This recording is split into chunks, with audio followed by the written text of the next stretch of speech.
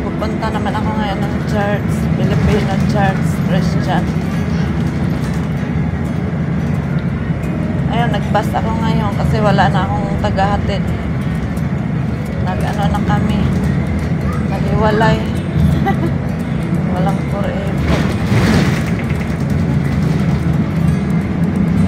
Palahubog kasi, lasinggo. Kaya, pangit pang ugali pag nalasing, marambado. Ayun, nakulong siya. Kasi sama ng ugali.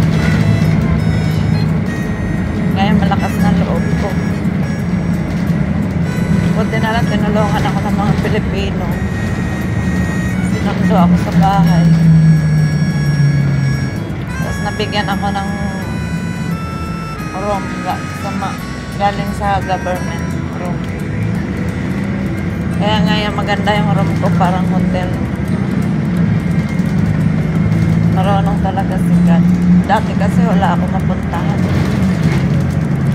Tsaka konti lang kaibigan ko noon. Ngayon, kaibigan ko ngayon sila pastor, asawa ni pastor, nanay niya. Marami akong kaibigan. Sa kanila lang ako naghingi ng tulong. Salamat naman. Tinulungan ako. Laki ng utang na loob ko sa kanila. Sinundo ako sa bahay. Tsaka yung isa namin kapitbahay, tinulungan din ako. Marunong talaga si God. Lasinggo kasi yung asawa ko.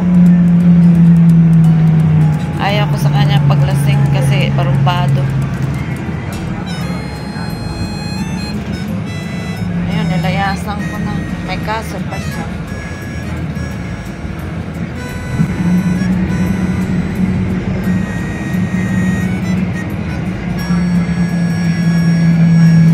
Maaraw ngayon.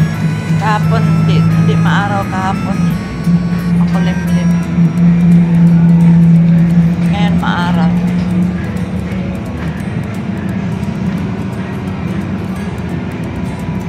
Kita na kami sa church, mga Pilipina, madami.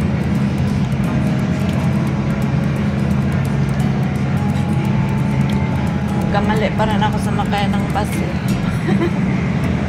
Ngayon tama. Nadaan to sa church. Okay lang. Bago lang kasi. Matututo din balang araw.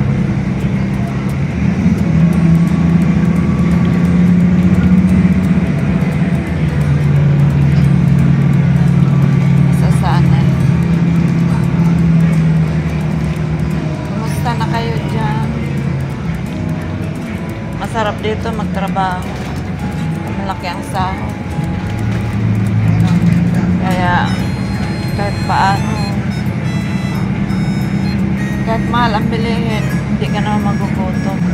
Basta na kayo lahat dyan. Kaya pag masama ng mga asawa dito, pwede mong layasan, tutulungan ka ng gobyerno. Tapos pag meron ka namang matagpuan na mabait, ayun, pwede ka mag-asawa ulit. Walang forever. Madali lang naman magpalit dito. Ako nga, meron akong ipapalit. Ayaw ko lang sagutin agad kaya bago pa lang kami ng ano. Baka next year. Negosyante yung ano ko ngayon. Yung bago.